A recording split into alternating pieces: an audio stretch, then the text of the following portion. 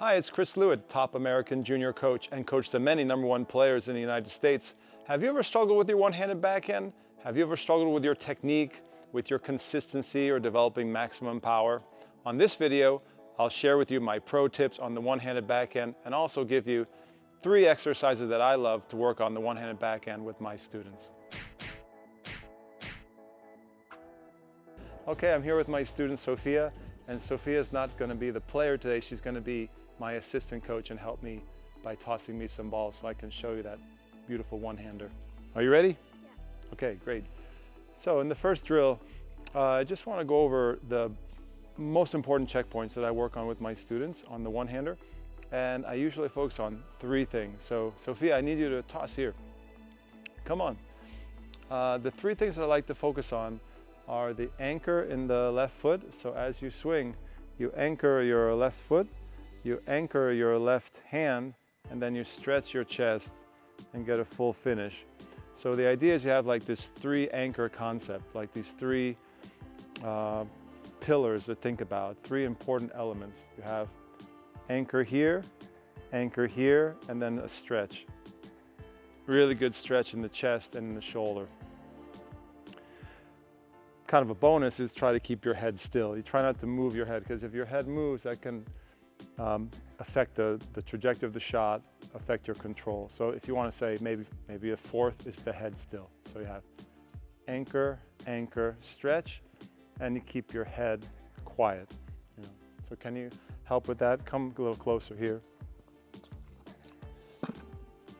And I'll just show you, like, as you're swinging, you could have a partner or a friend, a good friend, toss you the ball, or you could toss to yourself. You could take some balls in your pocket and toss to yourself. This is a great drill that you can do with a ball machine. You could have a ball machine send you the balls. Doesn't have to be fast. You can have the ball machine send it to you slowly and just work on those checkpoints. All right, ready, Sophia? Let's see if I can get all 3 checkpoints, or maybe the 4th one. Okay. So you don't want to lose your balance here, so it's also a great way to check for balance. I lost my balance a little bit on that one. So you want to see if you can hold your balance, hold your head, anchor, anchor, stretch. Here we go. Hey. Lost my balance a little bit. Let's try it again. Okay, that one felt a little more stable. You developed that you can hold for 1 1,000, 2 1,000, 3 1,000, get a good stability.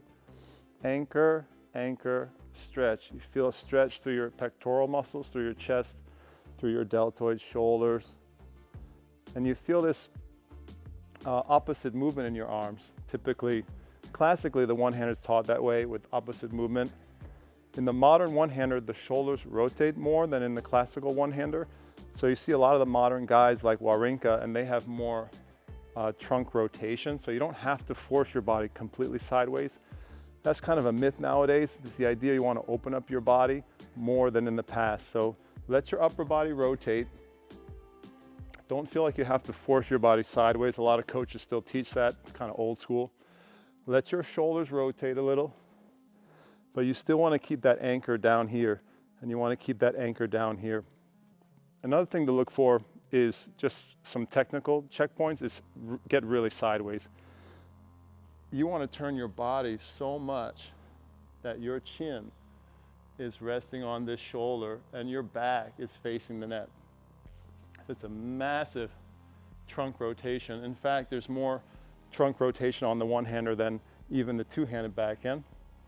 And so you have more rotation in the upper body. And you want your hips really, really turned, so extremely closed. I think it's a mistake, very common mistake I see from players who come to me with the one-handers. They're kind of neutral in their stance, and they don't get that big rotation of the hips and the upper body rotation in the trunk. So this is just one of my favorite drills, just simple checkpoints. You need someone to toss you the balls. You can toss it yourself. You use a ball machine, and you try to iron out those important checkpoints. The big 3 are the anchor, anchor, stretch. You can add a 4th one by keeping the head still, quiet. Sometimes it's called the quiet eye in the literature and the research. And then also, you can work on your balance. While you're working out those checkpoints, you can also work on your stability. You ready?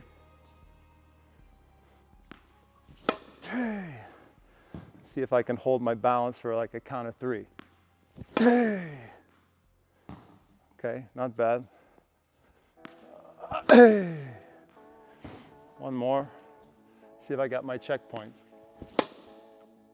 Anchor, anchor, stretch.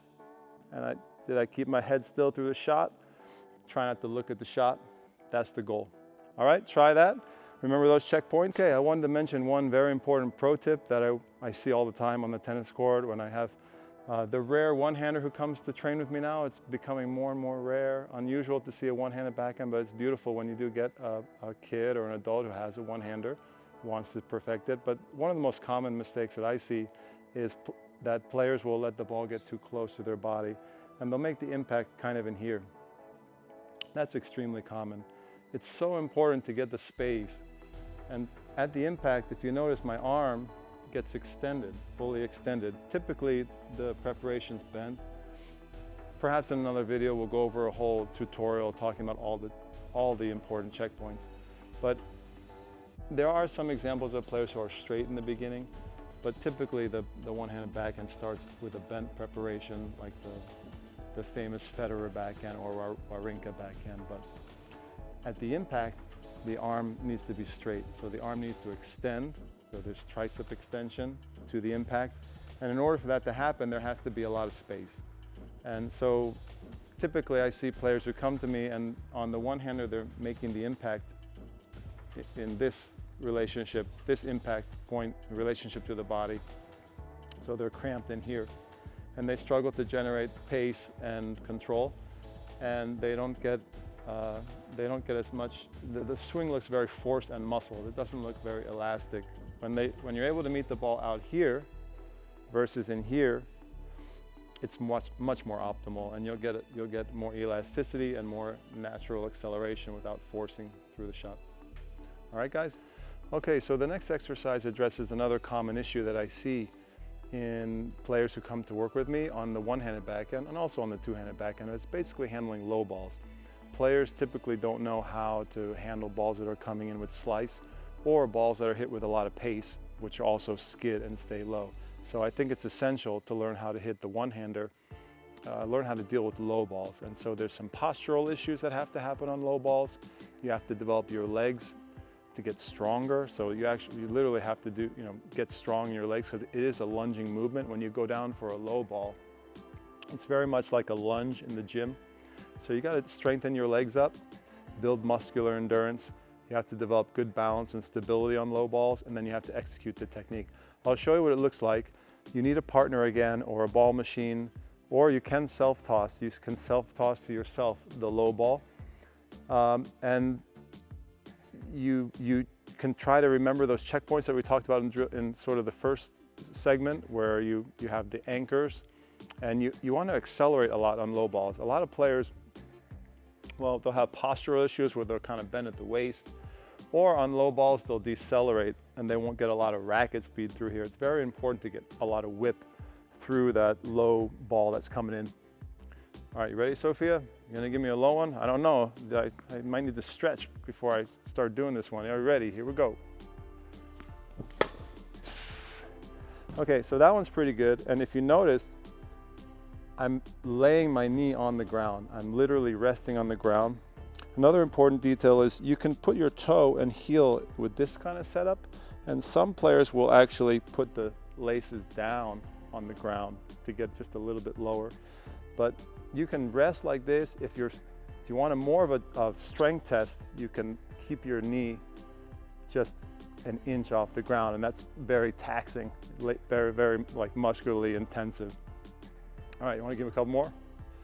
I'll work on holding my posture just like we did kind of with the first exercise in the first segment. Ready? Try to keep my back straight. See if I can do one with the knee off the ground.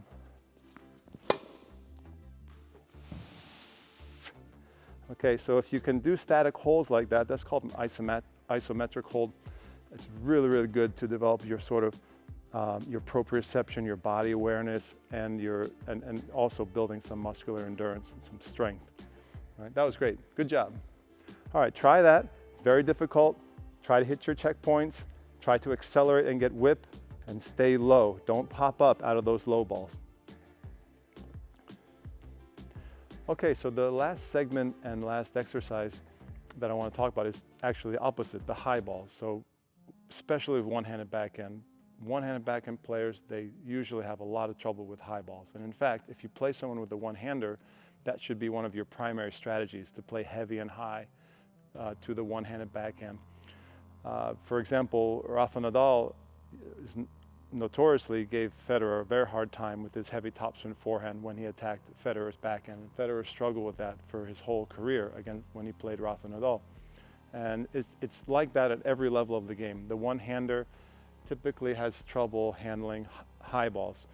Another great strategy to use against a one-hander is a good kick serve. You can use your kick serve to attack a one-hander because, again, they struggle with high balls.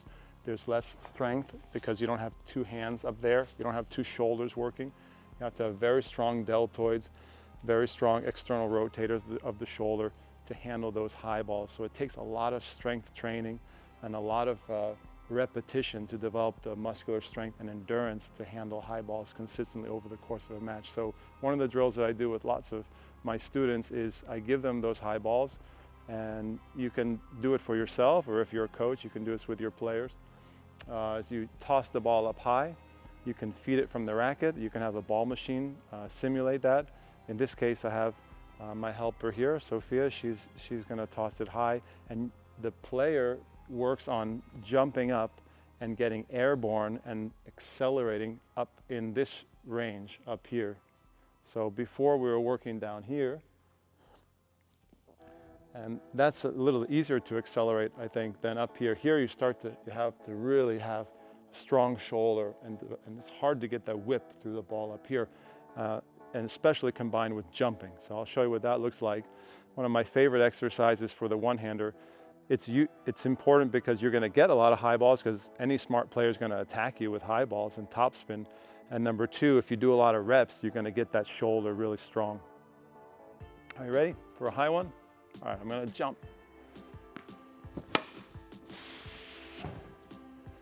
You can jump and then hold. A little higher. Try to get the impact above the shoulder. One more.